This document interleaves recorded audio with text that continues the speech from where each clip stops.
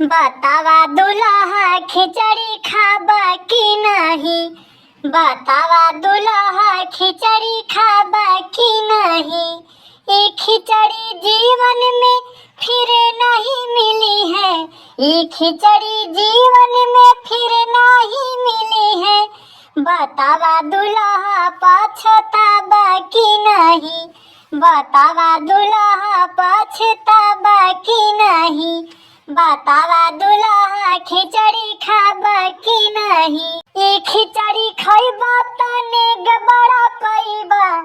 ये खिचड़ी खइबा तने गबड़ा पइबा। बतावा दुल्हा लालचाबा कि नहीं। बतावा दुल्हा लालचाबा कि नहीं। बतावा दुल्हा खिचड़ी खाबा कि नहीं। बतावा दुल्हा खिचड़ी खा